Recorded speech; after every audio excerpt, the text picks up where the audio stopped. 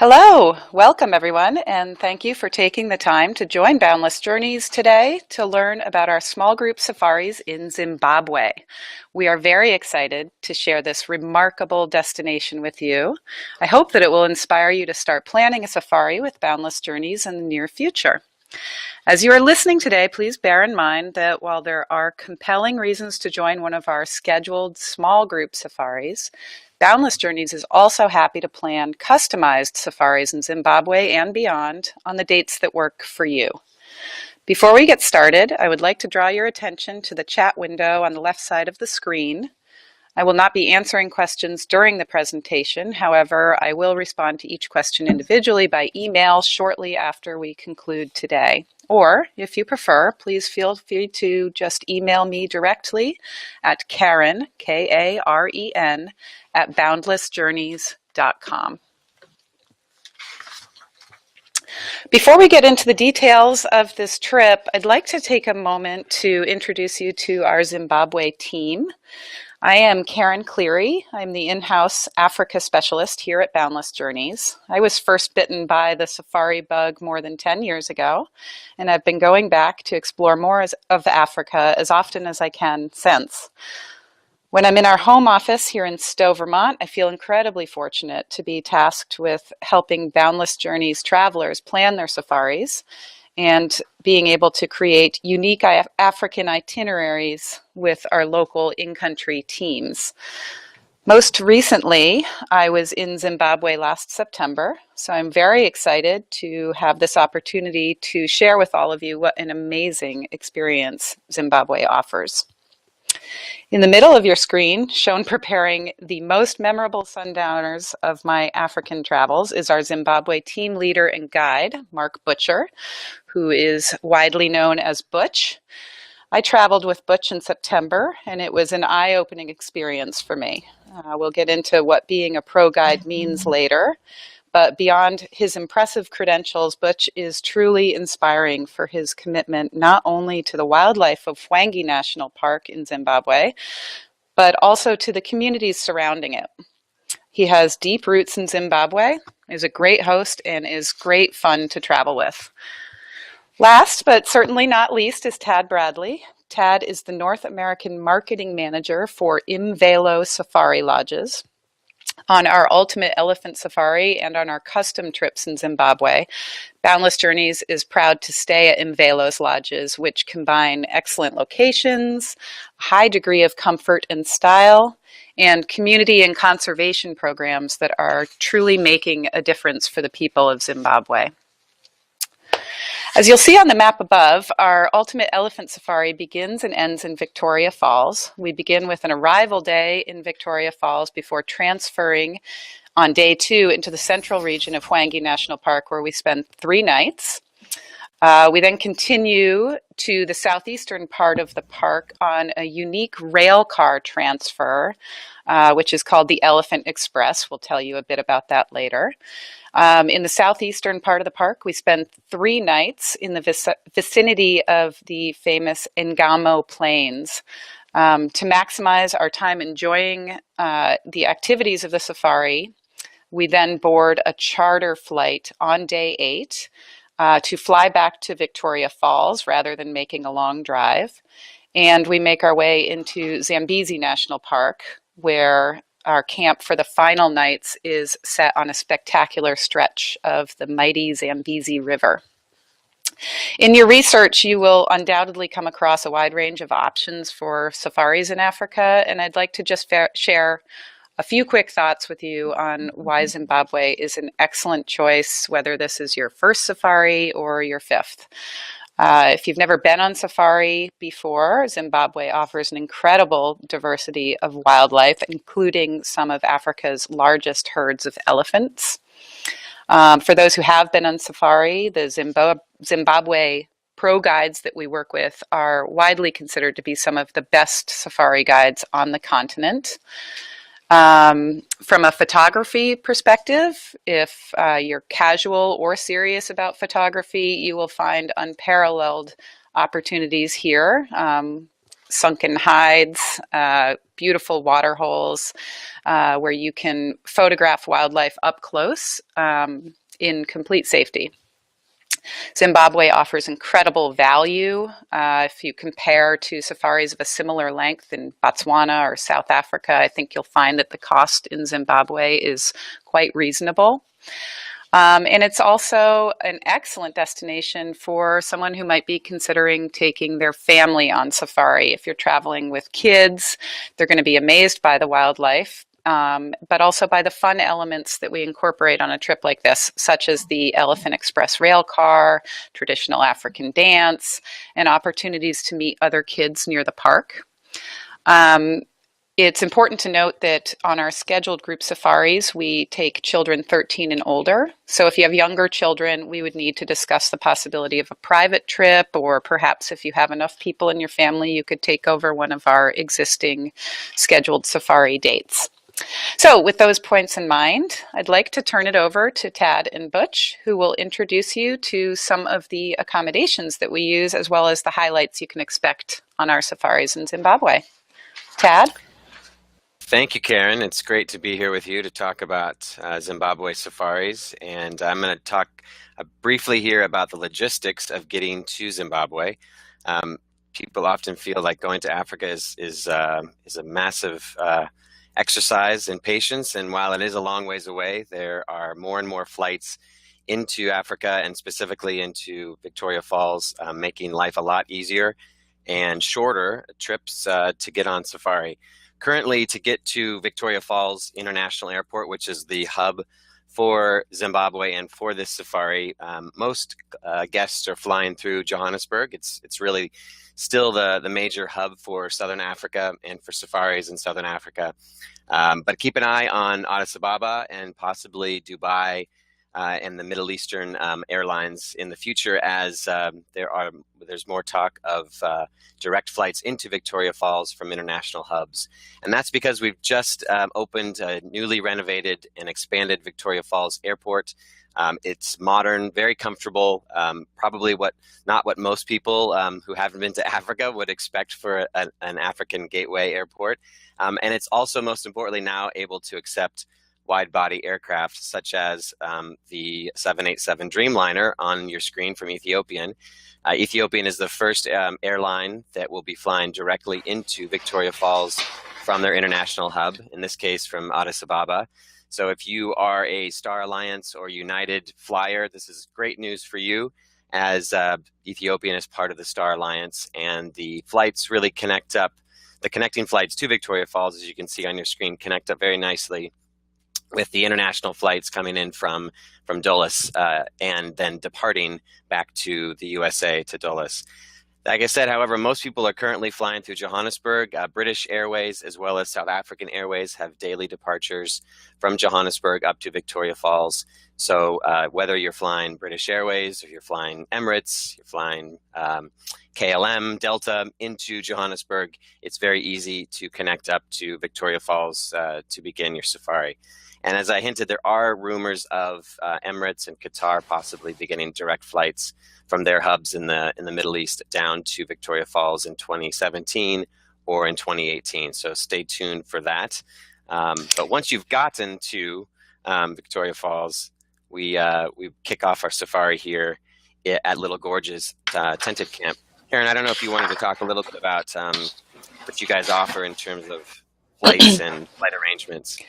Yeah, sure. Just before we go on to accommodations, I'd like to add that while Boundless Journeys doesn't directly book airline tickets, we do have resources available if you would like any assistance in figuring out getting to Zimbabwe and getting home. We have a couple of different airline specialists that we work with, and can help you out so that it makes the planning really easy. Thanks, Ted. Perfect. So however you get there, after landing at Victoria Falls Airport, you'll be met just outside baggage claim by one of the Envelo Safari Lodge's representatives and whisked for about 30 to 40 minutes on a road out to Little Gorge's tented camp, down the spectacular Batoka Gorge, just downstream of Victoria Falls. And the first stop on this adventure is this beautiful tented camp little gorges, as you can see on your screen. You really kick off this safari with a very very authentic safari feel. Our tents are certainly not what many Americans would consider tents. It's not what those of us that are backpackers use out on backpacking trips in our mountains. These are massive tents, very comfortable, with an in-suite bath at the back. You can see there has a shower with a great view of the gorge, I might add. Flush loos, running hot and cold water. So it's a very, very comfortable place to begin your safari. There are tents that are strung along the Batoka Gorge, and we do have a swimming pool there at Gorges, and there's a lot of activity, some of which you'll be doing on this safari. But really, what's the highlight, I think, is this location and some of the most spectacular views that you'll find in Southern Africa. That's actually the view from the very front of the Little Gorges tents. This is the sunrise that you'll wake up to every morning with a cup of coffee. It's really jaw-droppingly beautiful. 1,000 feet down to the mighty Zambezi River, you can see gurgling below you, and it really is a fantastic way to wake up on your first day on safari. That first evening after you've arrived, begin to relax and shake off the long flight a little bit. You can enjoy the views of that spectacular Batoka Gorge, maybe with a glass of wine in the afternoon. Take a dip in the pool before we have our Black Eagle interaction. We do a sundowner Black Eagle interaction that evening of the first day. You can see one of those spectacular Black Eagles on your screen there. At Gorges Lodge, there is no big game like lions and elephants. We'll save that for tomorrow, for the next day. But there are these incredible birds of prey, like these Black Eagles, who nest in the gorge and soar on its thermals in the evenings looking for prey for their dinner. And so we congregate on the edge of the gorge with a gin and tonic in hand, or a glass of wine if you prefer, and watch these majestic birds soar just over your heads and look down at the gorge as the sun sets. It's really an awesome sight and a great way to kick off your safari. It's also important to note that Gorges Lodge is located on community land. And in fact, it's really the pioneering lodge as the first community-based lodge built in Zimbabwe, and one of the first in Africa. It was built in partnership with the local community. And this is really important, as all of our royalties and lease fees for this lodge go to the local district councils and not to central government. And these lease fees help to improve lives in the villages, allowing for building new schools, drilling water wells, healthcare, and more. So it also means that our staff are able to walk to work, including those of our evening entertainment. You can see Karen there in the photo on the left, getting her groove on with our local guys, Sabenzi and his crew, who are fantastic dancers, as well as they're an a cappella group as well. So after our sundowners with the Black Eagles, you get to relax and enjoy some local entertainment, and you may be pulled into the act. Most people are, and it's a great way to have a little bit of fun before our traditional Zimbabwean braai or barbecue, which ends your first day on safari in Zimbabwe. So then we are headed the following day on to safari. This is where I was talking about lions and elephants and big game. This is where your big game experience begins. On day 2, driving down to Nahimba Lodge. After breakfast, we'll depart Little Gorges. You can take one last view of that spectacular gorge with a cup of coffee in the morning, and then we head off on safari. It's about a 2-hour drive on a good paved tarmac road to the northern Mbala Gate of Wangi National Park. Wangi is Zimbabwe's flagship national park. It's one of the great national parks of Africa, right up there with the Serengeti, with Kruger National Park in South Africa. And we'll board our 6-seat Land Rover safari vehicles at the Mbala Gate and begin a 2 to 3 hour game drive through the northern part of Wangi National Park. This area is known as Cinematilla. It has a lot of topography, a lot of hills, so a lot of beautiful views to take in from there as well. After this exciting first game drive of your trip, we'll be stopping along the way depending on what we see, what game we see along the way. There's different water holes as well. We'll stop for some refreshments along the way. We'll arrive here at Nahimba Lodge, which is your home for the next 3 nights. And as you can see on your screen, it's a very comfortable, spacious, thatched tents. They have very large decks for viewing the wildlife coming to the water hole from your room. There's an indoor bathtub, flush toilet, outdoor shower. Plus, we have a swimming pool, though, as you'll see in the next few slides, it's a bit hard to elbow your way into the swimming pool at certain times of year. There's a little foreshadowing.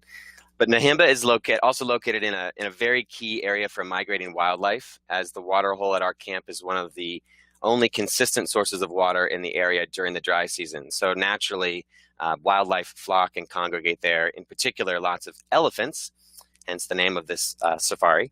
And in the late dry season, you're going to be seeing hundreds and hundreds of elephants just at the lodge itself.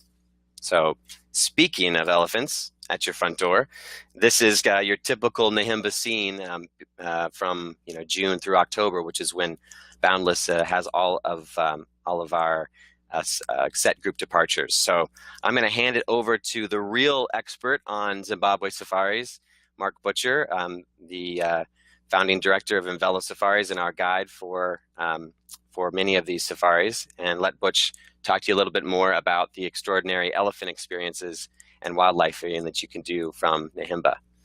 Butcher, over to you. All right. Thank you, Tad, and thank you, Karen, and good morning to all of you. Thanks for taking the time to listen to our story.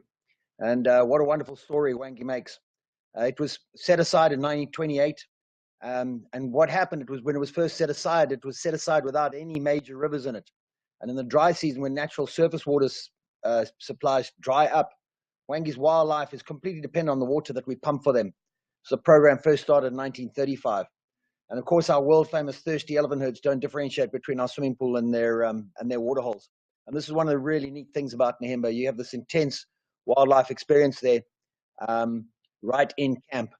But of course, the story here is not only about elephants. Wangi's lions are famous. The lions in the Nahimba area are particularly famous as they actually hunt elephant as well. You can see the experience that those guests are obviously having there. Lots of other wildlife that we frequently can enjoy there.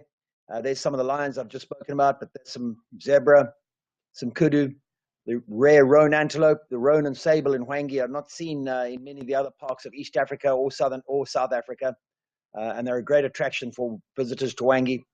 And one of my favorites also is the giraffe. You see those giraffe drinking there with some baboons looking on. Okay, this is just a small little sprinkling of what you can expect to see. We do a lot of guiding on foot in Zimbabwe, and there you can see some guests that are on a foot safari, and these walks can be of any kind of length that you might prefer. We do game viewing from vehicles in a typical fashion, and of course, just a great way to spend the afternoon sitting around one of the water holes and watching the wildlife drink there. All right, this comes on to another thing that's a very unique part of the Nahimba area, the Nahimba seeps. And these seeps are unique because this is the one part of Wangi Park where elephants can actually dig for water. But they're called seeps quite simply because when an elephant sucks up a trunk full of water and drinks it, he has to wait a few minutes while the water seeps back into that hole. And of course, it's a wonderful place to have sundowners. Karen, you might want to talk about when we Yeah, thank you, Butch. This is one of the most memorable experiences I've had in Africa. These were photos that were all taken on my safari in September, and I was not kidding at the start of this presentation when I said that this was one of the most memorable sundowner experiences I've had. For those of you who may not be familiar with the term sundowner, it refers to the tradition in Africa of finding a scenic spot somewhere at the end of the day to just kick back and relax with a cold drink and watch the sun go down. The sunsets in Africa are spectacular, but when you can combine them with a location like the Nahimba Seeps, where the elephants come in and find water at the end of the day and then watch the sun set behind them, it really becomes something special. Butch took us out there on our safari, and while those are wild elephants and they are close by, they were also very focused on drinking their water. They really paid no attention to us at all, and I wanted to include some of these photos because I think it illustrates how being with such a highly trained guide really pays off. Um, a guide who is not only safety conscious, but who also understands animal behavior will allow you to do things on your safari that are completely unique. And you'll always know that you are in good hands. So anyway, that was just one element of our safari that stood out to me as, what I would now consider only in Zimbabwe moments. Another only in Zimbabwe moment, I would say, is our transfer from the central area of Hwange National Park down to the southern area. And it's done on this classic rail car called the Elephant Express, which I will let Butch tell you about. Yeah, thanks, Karen. This element is something that we do on our next day when we move from northern Hwange down to the southern part of Hwange. And the northern boundary of Hwange is the old railway line that was first laid down by Cecil Rhodes to mark Queen Victoria's Jubilee at Victoria Falls in 1904. And what we've done is we built this 24-seater rail car that will transfer you for 2 or 3 hours of this trip across Hwange National Park. And it's just a great experience to be able to enjoy Hwange from a railway car. This next slide shows you a little bit about it. Obviously, you can see lots of animals while you're driving through the park, but once you're on the rail car as well, we'll serve you cool drinks and snacks and meals, and it's just a wonderful way to spend a morning.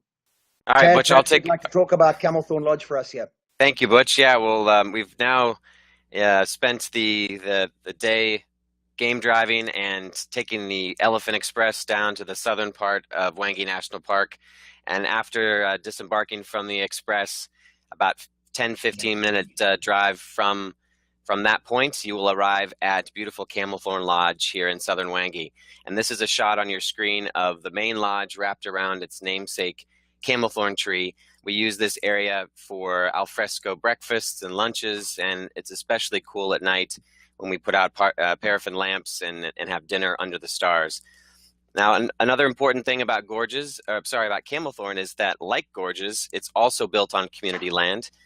It's a partnership with the local community and the local tribal councils, and in the same way as at Gorges, we really have that strong connection to the local communities, and our guests are really welcomed like neighbors visiting from overseas. One quick story that illustrates this really strong community connection was when Camelthorne was built.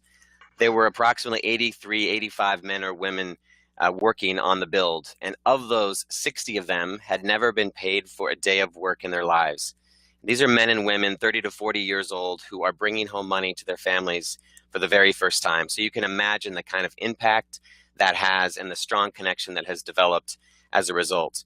And through tourism and philanthropy, Envelo has also contributed over $1.5 million to social services for these communities. So because it's of travelers like you and companies like Boundless Journeys and these trips that are helping to provide water wells and provide schools, provide classroom blocks, feeding programs, and healthcare to these communities. So by choosing to visit Camelthorne with Boundless, you are making a significant difference in the lives of these local people.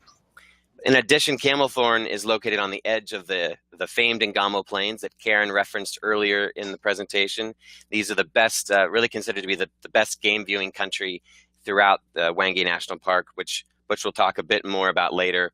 We also have access to a private concession just outside the park boundary, which allows for us to do night drives to look for those nocturnal species, bush dinners, and driving off-road to try to keep up with the wild dog or the cheetah or whatever we may be trying to track.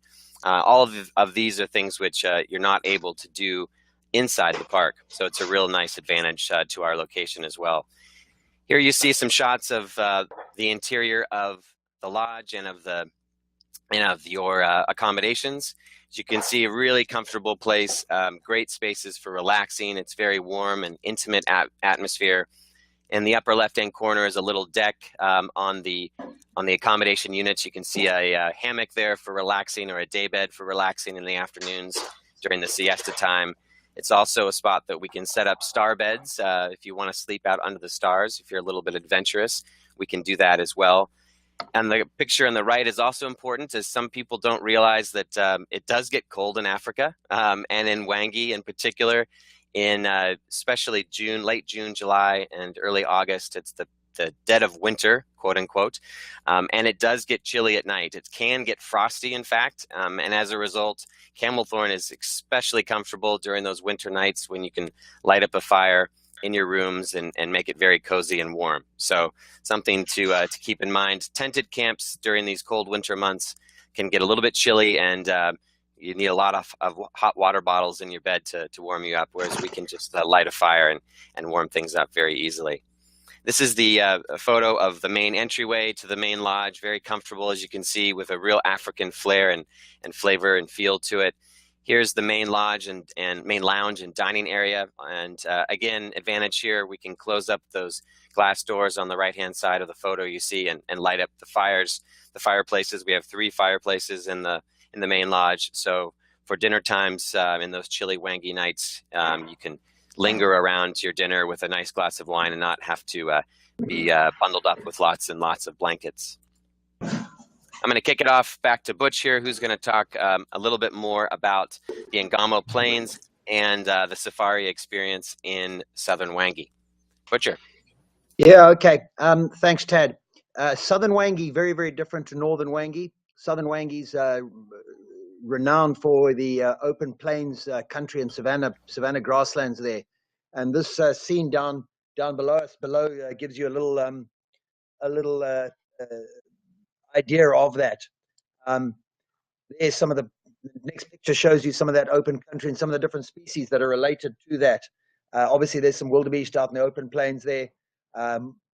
Buffalo there next to one of the water holes, and of course the predators that come to that area to eat these, to chase these herbivores. That cheetah on the left-hand side, there's a cheetah mom who's remarkable anywhere in the world. Last year she had 5 cubs and she raised all 5 through to adulthood.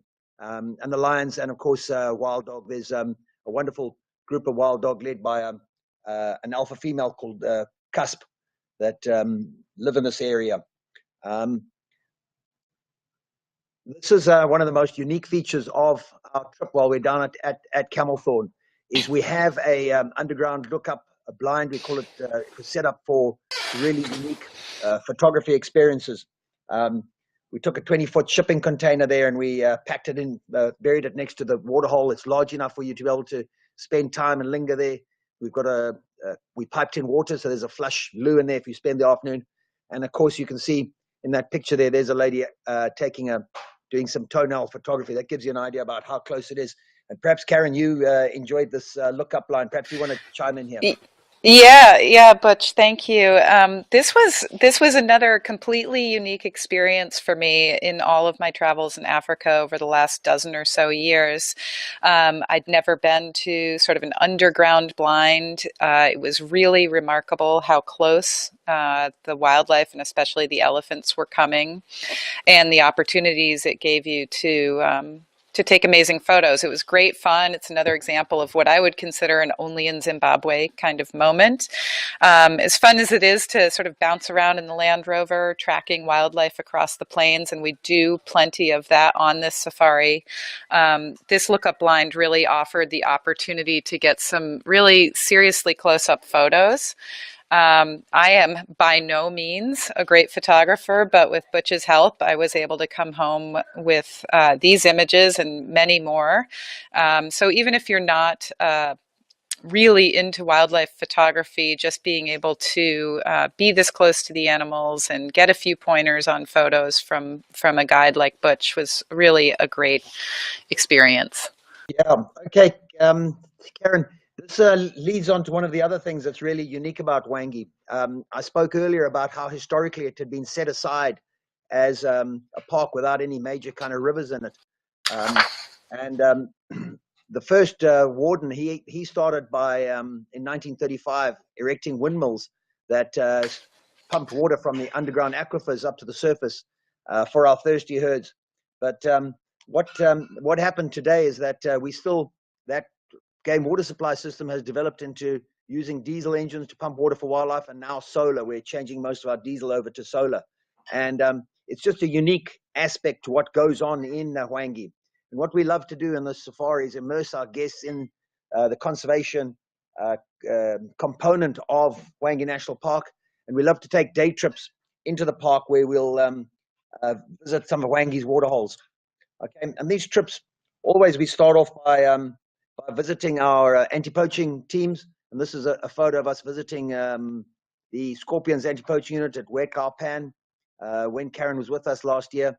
And these guys, they always need fresh supplies, resupply, and when we're passing through, we drop off stuff with them. And they've always got some great stories to tell about what they've been doing and how they look after our wildlife.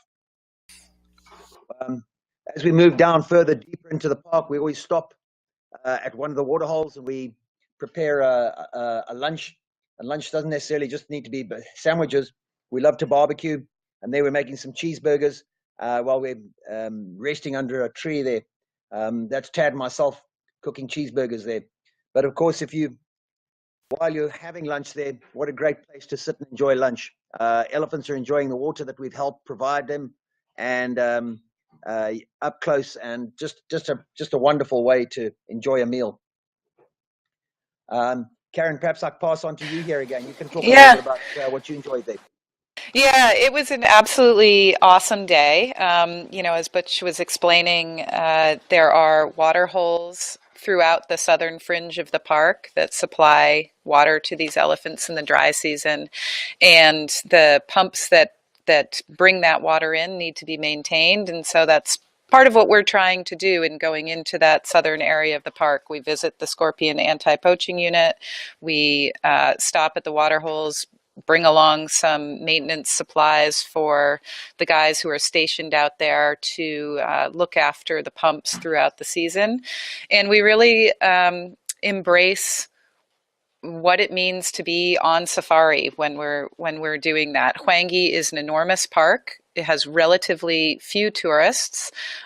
So for much of the time, particularly on this day, we were the only people around. We didn't see anyone who was out on safari aside from our group for the entire day, which is a completely different experience to the kind of experience you might have in some of the more well-traveled parks of South Africa or Tanzania or Kenya. And we really took the opportunity to savor it. We, as you can see, there was plenty of time for us to watch the herds of elephant and sable making their way to the various watering holes. And there was also plenty of time to just enjoy being in a spectacular natural setting. I mean, at the end of the day, that's what being on safari really is all about. Most people plan a trip to Africa to see the amazing wildlife, but it's the feeling of slowing down and reconnecting with that natural world that you see there that really kind of stays with you when you come home. Another highlight of this particular safari, and one of the advantages of traveling with a guide as experienced as Butch and our other guides in Zimbabwe, is that from time to time we can get out of the vehicle and do some walking in the bush. Butch, you want to tell us about getting out on foot in Africa? Yeah, absolutely. Thanks, Karen. As I think Tad and Karen mentioned earlier, where Zimbabwean pro guides are renowned throughout Africa as being some of the best. And that's purely just because we have such a stringent training program and stringent examinations. Most of our young trainee guides take 6 or 7 years before they get a license. And a lot of people ask how we can do this safely, and it's hard to explain. But whenever I'm in the United States here, I use the analogy of how you guys drive on your highways here. It seems very, very tricky at first, but once you know how, it's actually easy. You just got to follow the rules of the road and look before you cross a road. We also carry rifles for protection. But in the very unlikely event that we might encounter a dangerous situation, but of course, Zimbabwean guides pride ourselves on not getting into tricky situations where we ever have to use them.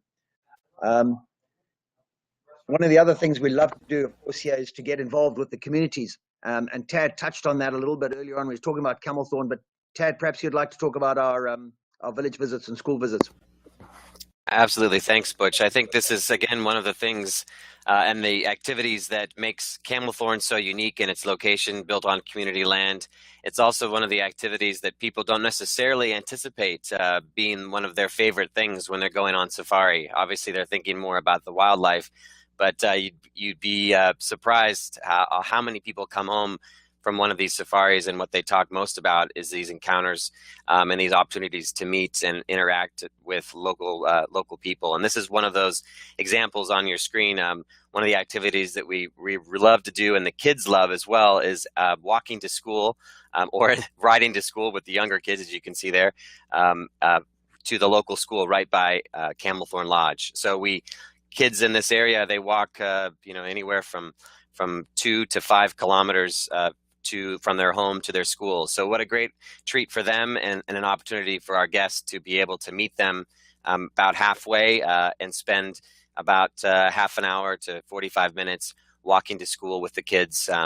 Oftentimes that turns into impromptu soccer games, and then we bring along the Land Rovers to give the younger kids a ride to school. There are no yellow school buses in Zimbabwe, and so that's a great treat for the kids as well, to be able to be driven to school. That's actually Butch there in that Land Rover driving kids. He's a school bus driver for that day. So a fantastic experience to connect with the communities, and then that carries on then to our activities in the village itself. In the lower left photo there, we actually begin the day with going to visit the school. We start off actually with the assembly at the school, where they sing the national anthem, and then spend 15, 20 minutes, maybe a half hour in the school itself. That gentleman is actually pointing out the fact that he's from Toronto, and he's not from the United States, and that these kids now will know that there are 2 countries in North America, not just one.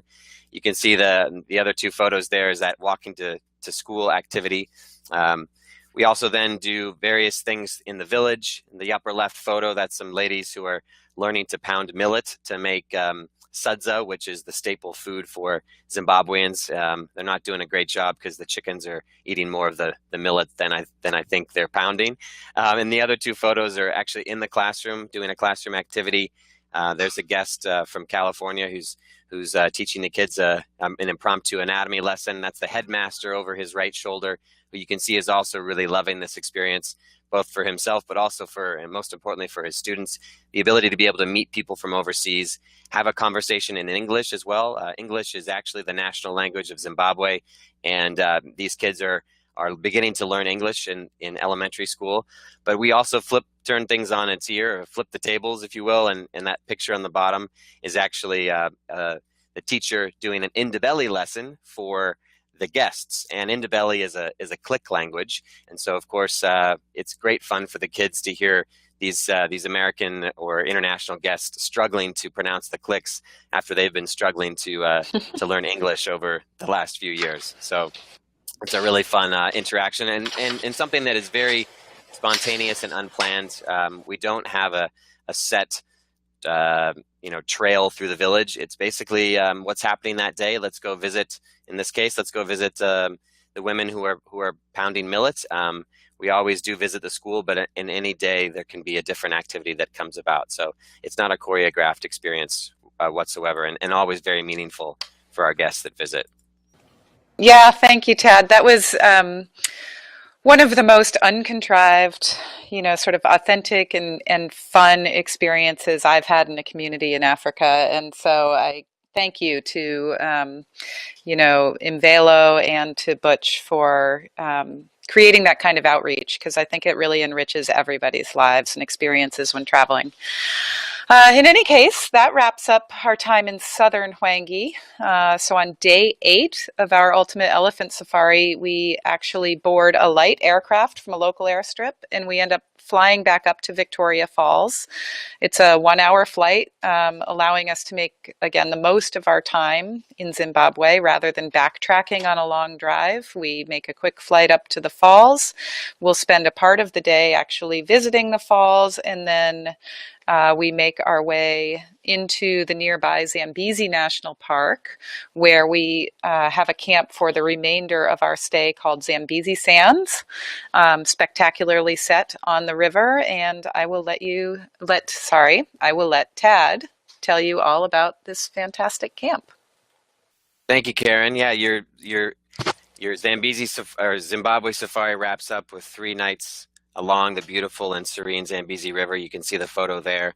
Our camp is located right on the Zambezi River. After 6 nights on safari, being out in the bush and riding along in Land Rovers and walking through the bush, early wake-up calls for safaris. Our camp, situated right on the river, is a welcome sight, I think, for most people. Zambezi Sands has 10 luxury tents. They're massive tents. You thought by this stage of your safari, you thought that little gorgeous tents at the beginning were big. Well, you're in for an even bigger treat, because Zambezi Sands tents are even larger. They're all right along the river. Each has its own private plunge pool, which is really great for luxuriating in the afternoon siesta time. We have lots of activities included here at this camp. Safari nuts can still go out on game drives and game walks if you wish. Zambezi National Park actually has all the same wildlife that Hwangi does, but in a much smaller park. Hwangi National Park, for example, 5,000 square miles. Zambezi Sands is about 500 square miles. So a much smaller area, but game viewing can still be good. But for most people, really the highlight is the water-based activities. That's why you're here along the Zambezi. Everyone's favorite generally ends up to be canoeing or kayaking along the Zambezi. We'll talk a little bit more about that in detail, and Karen can relay her experiences kayaking in a few slides. But here's the photo of the main lodge. As you can see, nice aerial view of the main lodge, very spacious. It looks right out over the Zambezi River and the Simba Islands, which are the little islands that affront the camp. This area is a great place for outdoor dining as well, and enjoying after dinner cocktails around the campfire and a very comfy couch and lounge. Here's your picture of the sun rising over the Zambezi, where we often do breakfasts. It's like in Hwangi, but especially at Zambezi Sands, we love to do outdoor dining.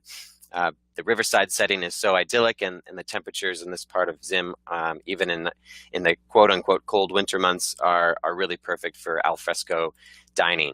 Here's the interior of one of those massive tents, and you have a sleeping area, as you can see here.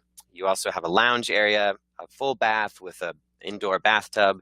We also have an outdoor shower, which for those of you that have been on safari before, you know that's one of safari's great pleasures, maybe only second to sundowners and, of course, game viewing as well. But you also have that private plunge pool you can see through the window there, which looks out onto the Zambezi River. Activities. There she is, Karen, on the right-hand side of that photo, enjoying the kayaking excursion and the rapids right in front of camp. As you can see, Karen and her friend are absolutely loving this experience. And while it looks like Karen might be a champion kayaker based on this photo, it's a little bit deceiving. Sorry, Karen. But actually, most people, even those with little to no kayaking experience, really enjoy bouncing through these rapids. Our kayaks are inflatable, hard rubber kayaks with 6 different compartments. They're extremely stable and very, very hard to flip unless you try to go swimming, I think. They actually really just kind of bounce over these rapids, and usually the worst thing that happens is you get a little bit wet, but you certainly do feel like an Olympic kayak champion once you've made it through. But for those that are a little bit nervous about paddling the rapids, there are a lot of more tranquil channels that you can enjoy a paddle. And these are usually short, couple of hour at the most excursions. We also have motorized boat excursions as well on a pontoon boat. That's oftentimes great for sundowners. Karen, I don't know if you want to talk a little bit about your kayaking experience at Zambezi Sands. Sure.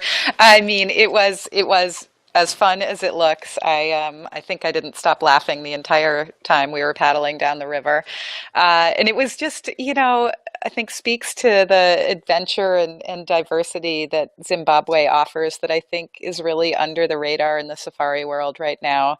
There are other destinations in Africa that probably get a lot more attention, and I just hope everyone can see in seeing these slides and seeing the diversity of the adventures that we can have, that Zimbabwe really is an incredible value and great fun. It's now stands as one of my most adventurous and fun safaris I've been on. So I would go back and paddle down the Zambezi in those kayaks in a heartbeat. It was great. Yeah, look at that picture. That is pure joy right there. Pure, unadulterated joy and great fun. Of course, Karen, the other thing that you must do when you visit Victoria Falls is go to Victoria Falls. And that's one of the activities that we'll do from Zambezi Sands. It's about an hour drive from the lodge into Victoria Falls town itself, where the falls are. And this is a UNESCO World Heritage Site, one of the 7 natural wonders of the world. And regardless of how many times you visit the falls, and I think Butch often says this, he's been there hundreds, if not thousands of times over the years, it's always one of those take your breath away moments. So we go and spend the morning touring the falls, walking through the rainforest. There's a variety of different views of the falls that you can take in, and it's always a spectacular experience, and something that that you will, be a lifelong memory to have said that you stepped foot on next to Victoria Falls. And we're gonna kind of wrap things up here. That's another photo of Butcher walking with the kids to school, and I think that says a lot about what makes this safari so special is not only the wildlife, which is really important, and you'll see lots of it, but it's also about the communities as well, and connecting with local people. And we would love to have you come join Boundless Journeys and Envelo on this safari, and have the opportunity to make a difference in the lives of these kids, and also to just have an extraordinarily fun and amazing wildlife experience as well. Karen, I'll throw it back to you to wrap things up. Yeah, thank you. Thank you, Butch and Tad, for your time today, and for really bringing the Zimbabwe experience to life for us. So just to recap before we finish up, in addition to Zimbabwe offering amazing and unique opportunities for viewing wildlife up close, specifically choosing Boundless Journeys to take you there does offer some distinct advantages. To begin with, we keep our groups very small. We never have more than 6 guests on our Zimbabwe safaris. We make the trip planning really easy. I specialize in travel to Africa. I've done this particular trip, so I can certainly answer any questions you might have and give you the advice you need to help you get the most out of your travel experience. I can also help you with any pre or post safari arrangements you may need. Maybe you need a pre-tour hotel, help with international flight planning, or maybe you want to extend your trip to other great safari destinations like Botswana or Namibia, or you want to see some of the sites in Cape Town. Once you're on the ground, our team from Envelo and our local guides will seamlessly assist you from your arrival in Victoria Falls till your departure. We make sure that your hand is held throughout so that you can simply relax and enjoy your adventure. Thank you again for joining us. We really appreciate you listening in, and I hope you learned a lot. I would like to invite anyone who'd like to chat further about Zimbabwe and our safaris in Africa to give me a call. I can generally be reached at 1-800-941-8010, or you may email me at karen@boundlessjourneys.com to ask questions or start planning your Africa adventure at any time. I look forward to hearing from you.